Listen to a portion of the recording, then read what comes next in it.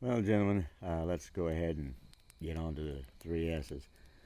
I was kind of surprised when I first started getting into Manosphere to hear these things because they're old, like a lot of this other stuff is.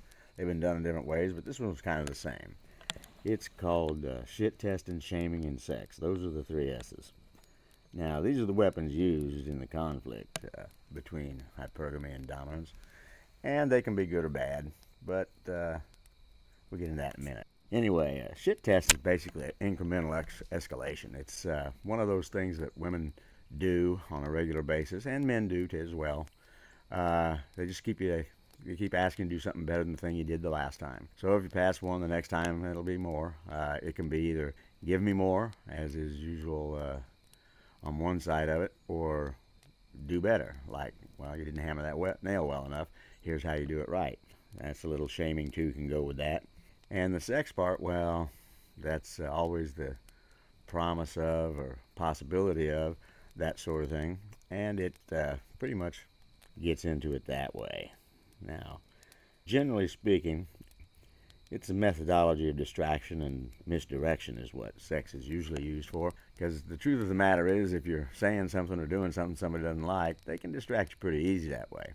And anybody who doesn't think that's true just hasn't been around enough women, I guess.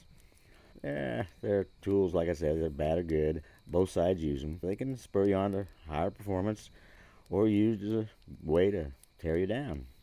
They can be malicious or beneficial. It's a matter of the goal of the person using them. They're trying to teach you something or trying to get something.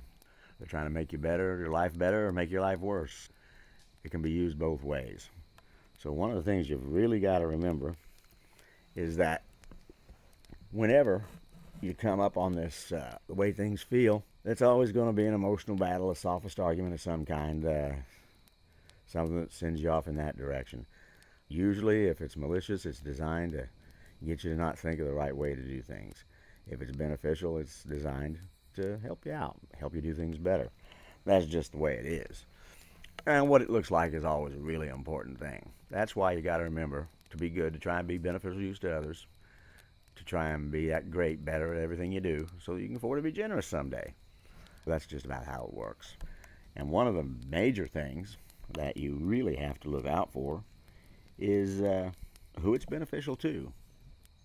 Is it beneficial to you? Is it beneficial to others? Or is it just beneficial to one person at the expense of you or others? That's something you've got to look at. And 9 times out of 10, when somebody's doing this, they're either being malicious or they are being beneficial. And that's what you got to look at. Who's it hurting and who's it helping? At any rate, one of these days you're probably going to put that all together and be able to recognize it pretty easily, but it's kind of hard. Most of you have been raised in a society where your feelings are always being touched and you're always being manipulated that way, and unless you've actually had a chance to sit down and think about it and put things together, like the 3 Gs, the 3 Fs, and the 3 Ss, it's kind of hard to recognize. So what you need to do is, whenever someone's asking you to do something, step back for a moment and think of it that way. You'll find that very often you come away with a different perspective on what's happening at the moment and what's happening overall. So good luck to you.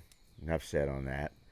And we'll start talking probably about things like the 2 kinds of people there are on the 4 basic human behaviors in the next one.